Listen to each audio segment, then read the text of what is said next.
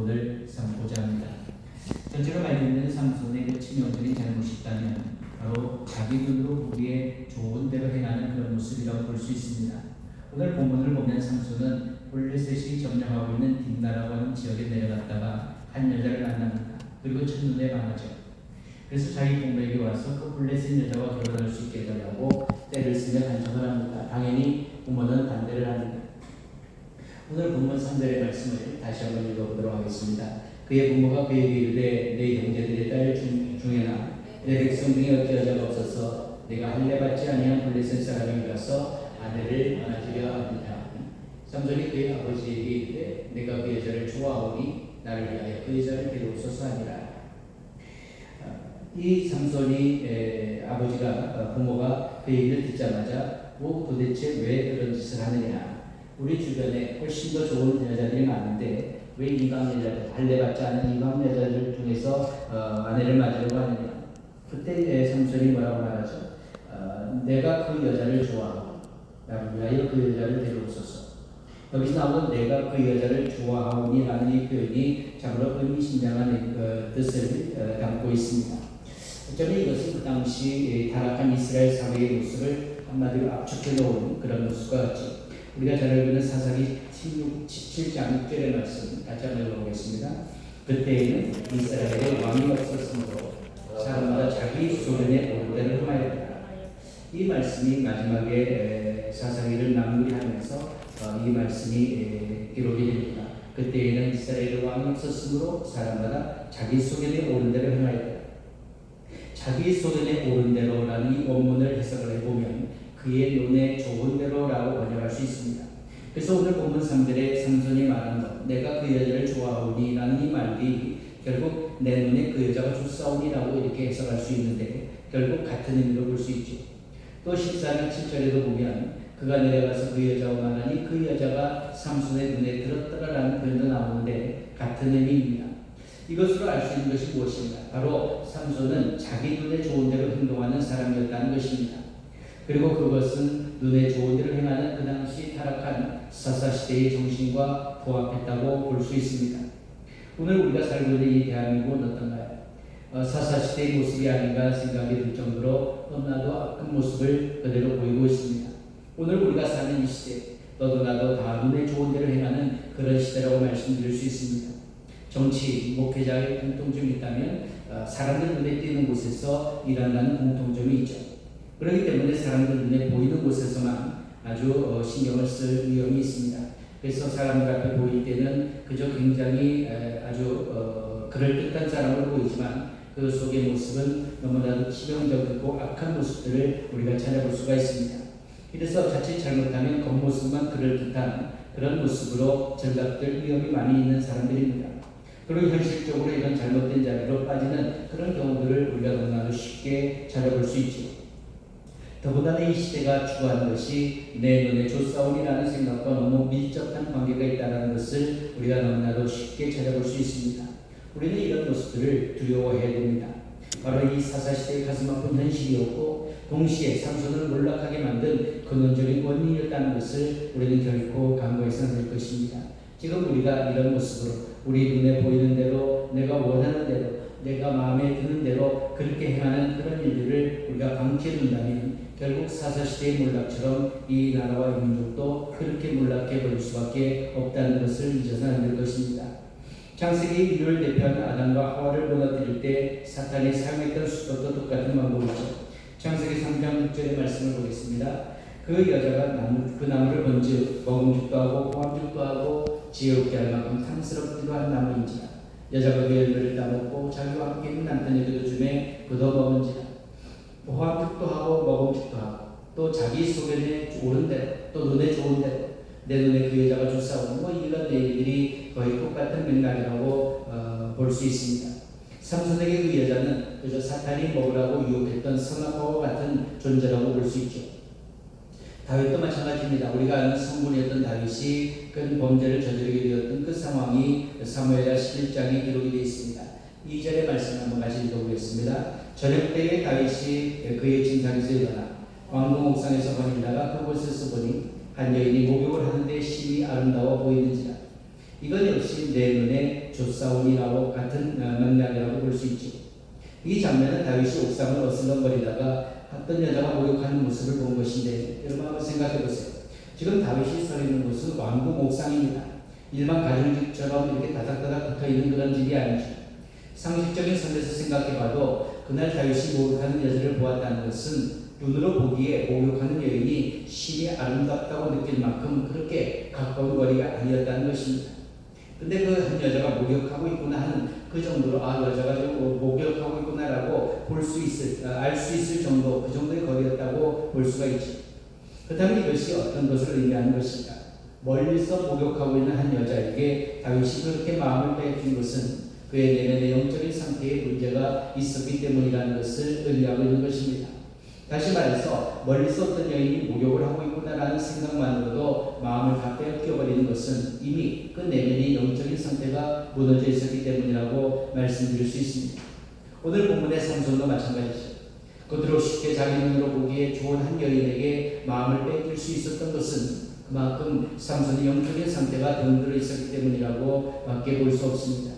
이런 일련의 말씀들을 통해서 우리가 깨달아야 될 것이 무엇인가? 우리가 요한일서 말씀을 함께 나눴던 가운데 2장 16절의 말씀을 우리가 봅니다.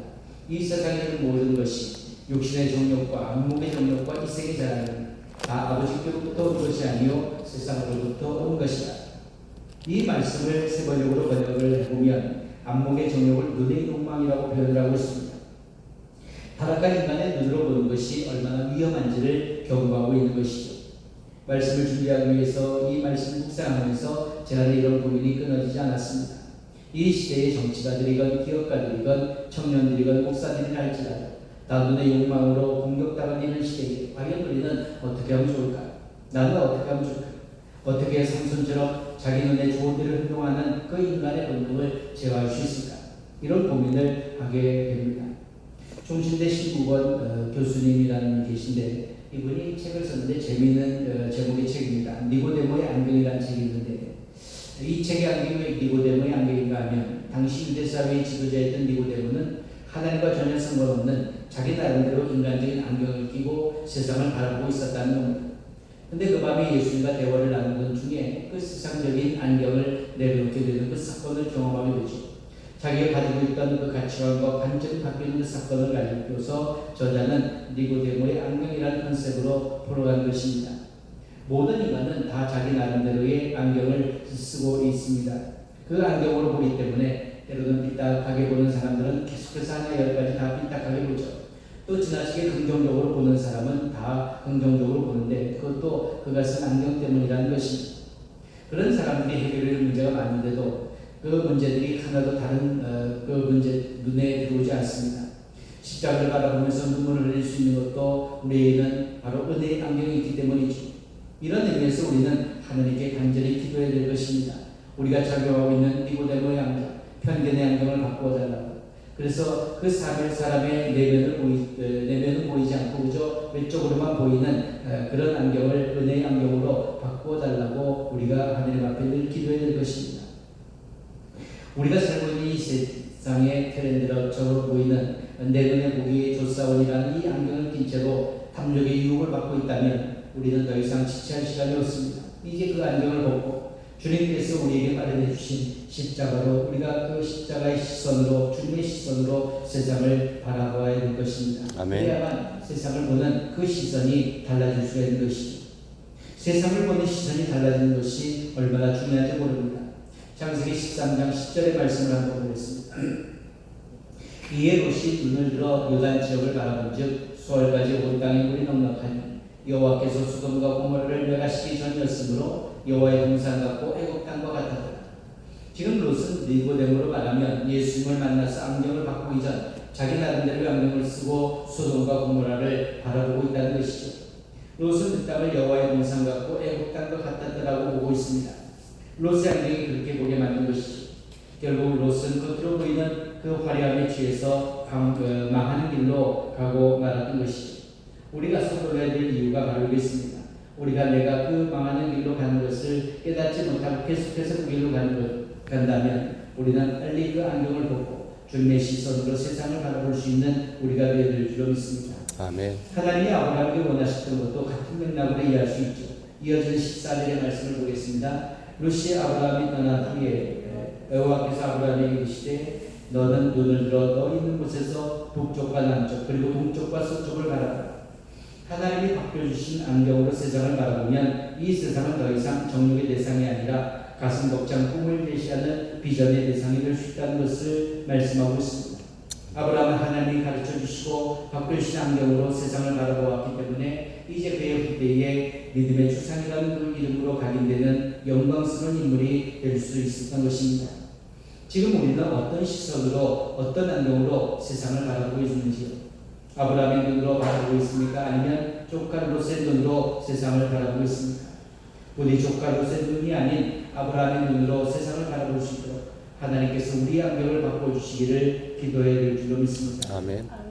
그래서 삼손처럼 자기 눈에 좋은 대로, 다시 말해서 눈의 욕망으로 세상을 바라보는 것이 아니라 아브라함처럼 하나님이 주시는 벅찬 감동으로 세상을 바라볼 수 있는 우리가 되었으면 좋겠습니다.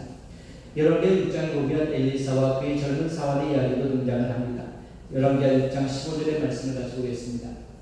하나님의 사환이 아침에 일찍 일어나서 나가보니 군사와 말과 병거가 성읍을 에워쌌는지라. 그의 사환이 엘리사에게 말하되 내 주여 우리가 어찌하니까. 그때 엘리사가 낙심하고 있는 그 젊은 사환에게 이렇게 말하고 16절 17절을 봅니다. 대답하되 두려워하지 말라. 우리와 함께한 자가 그들과 함께한 자보다 많으니라 하고 기도하여 이르되 여호와여 원하건대 그의 눈을 열어서 보게 하옵소서 하니 여호와께서 그 청년의 눈을 여심해 그가 보니 불말과 불병거가 산에 가득하여 엘리사를 불러들라.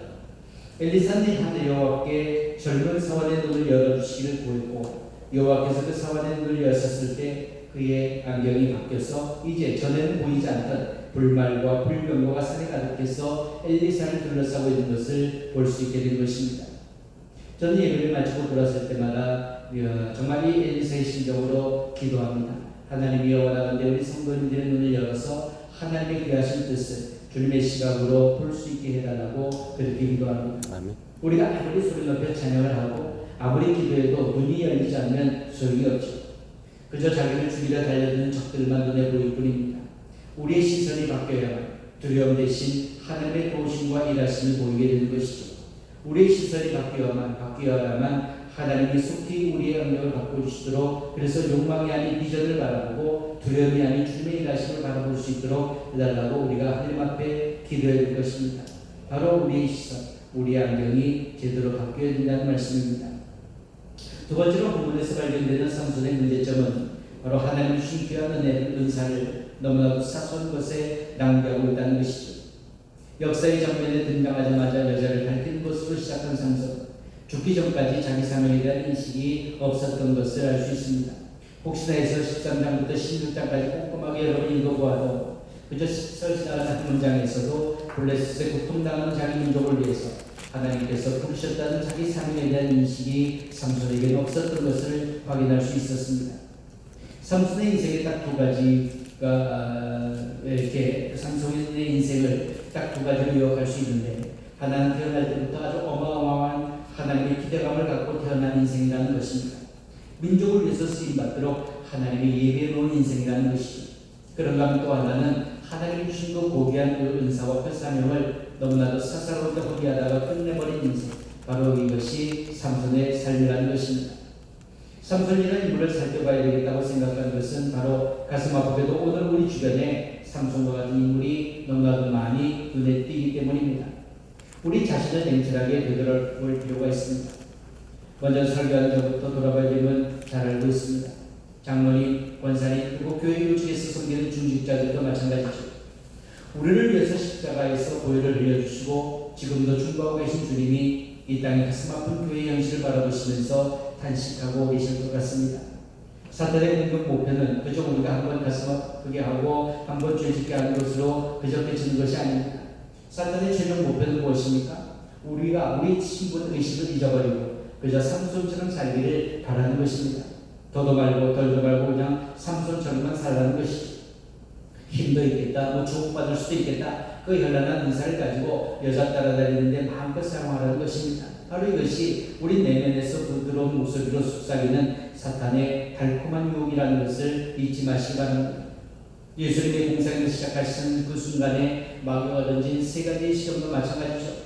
십자가 사명이니 인류 구원이니 그런 거창한 얘기하지 말고 배고프면 네 것 가지고 떡이나 만들어 먹어라. 간단하게 내게 절 한번 하면 온 천의 권세를 다 내게 줄 건데 그게 좋지 않느냐? 오늘 우리에게도 이와 같은 공격이 끊어지지 않고 있습니다. 하나님이 주는 은사와 사명에 신경 쓸 필요가 없이 그저 삼손처럼 사소한 것에 목숨을 걸고 자기 한번 편히 사는 데나 마음을 쏟으라고 우리를 미혹하고 있습니다. 그 분명한 목소리가 지금도 들린다 합니다.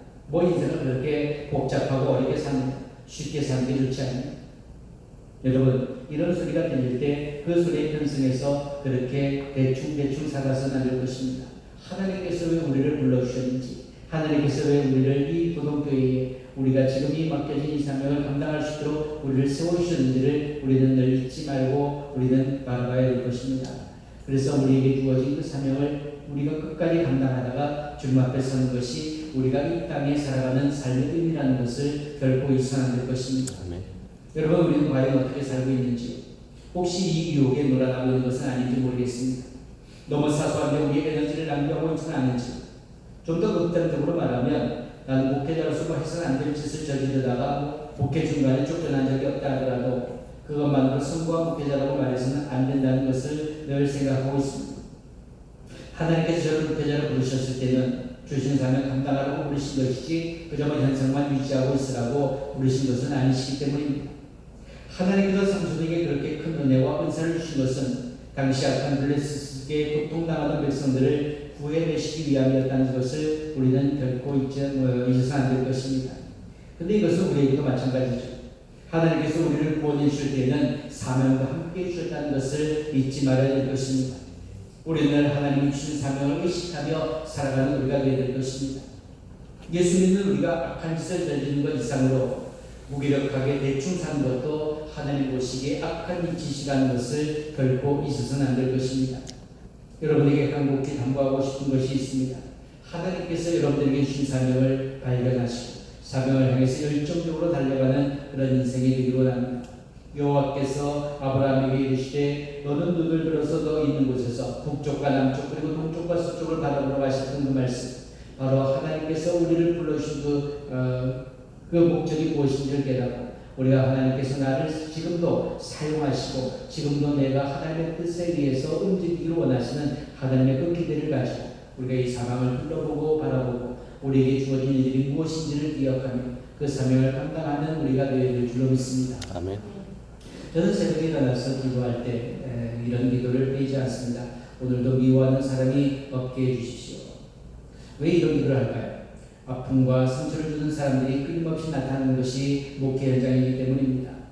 때로는 억지로 참고 살아가느니 그냥 미워하고 말자 이런 생각을 하기도 하죠. 하나님께 미워하지 않게 해달라고 기도하는 그 이유는 상대방을 위해서가 아니라 쓸데없이 사람 미워하는데 내 에너지를 낭비하지 않도록 나 자신을 위해서 기도하는 것입니다. 쓸데없는데 에너지를 낭비하고 싶지 않기 때문이죠. 여러분, 차에 기름이 떨어져서 주등에 경고등이 깜빡깜빡 들어올 경험을 여러분 하셨을 것입니다. 그냥 이런 데서 그냥 다니다 보면 조금만 가면 주유소가 있으니까 우리가 알지만 전혀 모르는 길에서 고속도로를 달리다 그렇게 된다면 굉장히 걱정이 되죠. 여름에 더워 죽을 것 같아도 에어컨을 다 끕니다. 에어컨 뺐다가 기름이 빨리 나가서 도로 중간에 쓰면 안 되기 때문이죠. 심지어는 오디오도 끕니다. 어떻게 쓰든지 중간에 기름이 떨어져서 도로 한복판에 서 있는 일 없도록 아주 긴장한 상태로 집중해서 주유소까지 가죠. 여러분, 어쩌면 이것이 말세를 살아가는 우리의 모습이어야 된다고 생각합니다. 기름이 없어서 주유 경고등이 깜빡깜빡 하는데 할 것 다 하고 둘러볼 것 다 둘러보면서 갈 수 있겠느냐 하는 것입니다. 남 미워할 것 다 미워하고 간섭할 것 다 간섭하면서 이 말세를 살아갈 수 없는 것이죠. 하나님은 우리가 사소한 것에 그 귀한 은사를 낭비하는 것을 절대 원치 않으신다는 것을 여러분 명심하셔야 됩니다. 저는 지금도 하나님 앞에서 더 높은 것, 더 넓은 것, 하나님의 나라의 풍성한 걸 바라보면서 가슴 벅찬 꿈을 보기를 소원하고 있습니다. 그래서 주님의 높고 위대하심을 내 영혼이 찬양한다는 귀한 찬양의 가사처럼 우리가 하나님 앞에 늘 말씀을 묵상하다가 주님의 높고 그 위대하심을 우리 내 심령 깊숙이 찬양할 수 있는 그래서 기쁨으로 주님의 영광을 올려드리는 우리의 삶이 되었으면 좋겠습니다. 아멘. 그 하나님의 높은 뜻을 늘 바라보면서 하나님께서 내가 이 하루 어떻게 살기를 기대하고 계시는지를 생각하면서 그렇게 살아가는 우리 모두가 되기를 소망해 봅니다. 삼손처럼 좁은 생명에 갇혀서 하나님 주신 그 엄청난 괴력과 은사를 평생 여자 밝히는 데 사용하는 것이 아니라 좀 더 높은 곳에, 좀 더 넓은 곳에 바라보면서 이렇게 외치는 삶을 살아야 될 것입니다. 사도 바울이 외쳤던 말씀이죠. 빌립보 3장 12절을 보겠습니다. 내가 이미 얻었다함도 아니요 온전히 이루었다함도 아니요 오직 내가 그리스도 예수께 잡힌 바 된 것을 잡으려고 달려간다. 끝까지 주님 앞에 서는 그날까지 우리 주신 사명을 바라보면서 정말 세상의 모든 악한 것에 휩쓸리지 않고 마귀의 유혹에 넘어가지 않고 주님 앞에 서는 그날까지 믿음으로 달려가는 우리 모두가 되어야 될 줄로 믿습니다. 아멘. 마지막 세 번째로 본문에서 발견되는 삼손의 치명적인 문제는 자신의 약점을 그대로 방치한 것입니다. 삼손이 드릴라라는 여자 때문에 망했다라고 생각하지만 정확한 것은 아닙니다. 물론 결론적으로 그런 말이 맞다고 볼 수 있지만 여자의 외모에 약했던 자신의 모습을 고치지 않는 한 삼손은 드릴라가 아니었다 할지라도 또 다른 여자에게 넘어가서 망했을 것입니다. 첫 등장부터 외모에 반해서 이방 여자에게 정신을 잃어버렸던 삼손. 그 이후 내내 여자와의 외모에 빠져서 헤매다가 결국 드릴라를 만나서 망하게 된 것이죠. 이것이 무엇을 의미하고 있습니다. 삼손은 드릴라 때문에 망한 것이 아니라 여자의 외모에 빠지는 정신 못 차리는 그 약점을 방치했기 때문에 망한 것입니다. 사탄은 찬스의 비제라고 말씀드릴 수 있습니다. 삼손처럼 여자가 약한 사람에게는 여자에게 약한 사람에게는 드릴라와 같은 그 여자들을 수없이 접근시킵니다. 희한하게도 그렇게 당했으면 이제 알만도 한데 사람은 자기도 자기를 몰라도 너무 모르는 것 같습니다. 사람의 노고나 약점이죠. 옛날에 중고등부를 담당할 때 보면 이렇게 삼손처럼 여자의 약한 아이들, 이성이 약한 아이들이 벌써부터 눈에 띄는 경우를 볼 수 있습니다. 그런 아이들은 잘 이렇게 영적으로 은혜를 받도록 그렇게 해야만 그 문제가 해결될 수 있습니다. 또 어릴 때부터 돈에 약한 그런 사람들도 많이 있죠. 제가 어쩌다 아이 집에 가보면요, 참 재미있는 일이 있어요. 우리로서는 도무지 이해가 안 되는 모습인데 이 현금이 식탁에 책상 위에 아무렇게만 놓여 있습니다. 별 관심이 없어 보여요. 그래서 아빠가 가면 아빠 필요하면 가져가세요 이렇게 하면 좋을 텐데 뭐 그러지는 않아요. 이 용돈을 주면 아무데나 던져놓는 그런 애가 있는가 하면 또 이렇게 아주 깊숙한 걸 잘 보관하는 그런 아이들도 있죠. 이 돈을 대하는 태도, 돈에 대한 집착이 사람마다 다름을 알 수 있습니다. 제가 연예인들 이렇게 누구도 좋아하거나 누구를 이렇게 하진 않는데 가수 션이라는 그 가수를 제가 상당히 좀 존경합니다. 그가 어린이 후원단체 컨벤션을 통해서 100명이 넘는 아이에게 후원을 해왔다고 그렇게 하죠. 근데 그러면서 그 내용들을 쭉 간증했는데 간증을 듣고 난 후에 한번은 부끄러움을 느끼게 되었습니다. 저는 아이를 3명을 보고 있는데 가끔 그런 생각을 해요. 이 아이를 언제까지 계속 해야 되는가 하는 그런 생각을 하고 몇 살까지 이 후원을 계속하는 거지 뭐 이런 생각을 가끔 하죠. 3명을 돕는데도 그런 생각을 하는데 저는 그렇게 많은 사람들에게 후원을 하면서도 계속해서 후원의 손을 놓지 않습니다. 그런 사람에게는 하나님이 그것을 은사로 주신 것이죠. 그렇게 많은 돈을 기부하는 것도 어렵지 않게 생각하는 것입니다. 하지만 어떤 사람은 돈에 너무 약한 모습을 보이죠. 적은 금액에 도 벌벌 떠는 사람들이 있습니다. 근데 그런 것들을 결코 그냥 방치해서는 안 되는 것이죠. 여러분, 우리에게는 어떤 약점이 있을까요? 스스로 생각해 보시기 바랍니다. 종종 저는 제게도 이런 질문을 하기도 합니다. 내 안에는 과연 어떤 드릴라와 같은 약점이 자리 잡고 있는가? 내가 어떤 부분에 특히 약한가? 돈에도 약하고 여자에도 약하고 권리에도 약하고 명예에도 약하고 다방면에 약한 것이 우리입니다. 그렇지만 특별히 약한 부분이 우리에게 분명히 있을 것입니다. 그런 부분을 우리가 철저하게 바라보면서 하나님 앞에 내려놓고 도움을 요청해야 될 것입니다. 저는 가끔 이런 생각을 해보게 돼요. 하나님 앞에서 드릴라의 문제를 해결받지 않는 그런 상태라고 한다면 차라리 남들에게 추한 모습을 비춰주는 것이 낫지 않을까. 괜히 쓸데없이 뭔가를 잘해서 사람들 앞에 인정받고 난 이후에 내가 내 속에 있는 그 드릴라와 같은 그 문제를 드러내게 되어서 수치를 당하는 자리에 빠지는 것보다는 차라리 그런 능력이 없어서 사람들이 내게 관심이 없는 게 좋겠다라는 그런 생각을 해보기도 하죠. 하나님, 내 안에 있는 내 약점, 철저하게 그 내 약점을 내려놓고 하나님이 원하시는 하나님의 뜻을 이룰 수 있는 데 사는 데는 하나님의 은사를 달라고 기도해야 될 것입니다. 이 문제를 해결해 주실 오직 한 분, 바로 예수 그리스도를 붙잡는 것이 필요하죠. 아멘. 수많은 문제를 가지고 있던 바울이었지만 다메섹 도상에서 예수님을 만난 이후에 그의 인생이 온전히 바뀌었던 것을 볼 수 있습니다. 다행히 아직까지 우리는 삼손처럼 방치해놓은 약점 때문에 눈이 뽑히고 인생에 몰락하는 그런 일을 당하진 않았죠. 그러나 그것이 내 안에 드릴라가 없다는 얘기는 아닙니다. 눈 뽑히기 전에 내 안에 드릴라를 먼저 뽑아내는 것이 필요합니다. 바로 그것이 내 눈을 뽑히지 않는 그런 길이 될 수 있습니다. 눈 뽑히기 전에 드릴라를 뽑아내지 못하면 내 눈이 뽑히는 것은 기정사실인 것이죠. 둘 중에 하나입니다. 사랑하는 성도 여러분, 여러분들은 과연 무엇을 뽑아내시겠습니까? 이 시간 내 안에 자라고 있는 드릴라를 뽑아내겠다는 결단이 가슴 깊은 곳부터 여러분들에게 일어나기를 소망해 봅니다. 그래서 내 눈이 뽑히기 위해서 건진받은 내가 있기를 바라는 것이죠.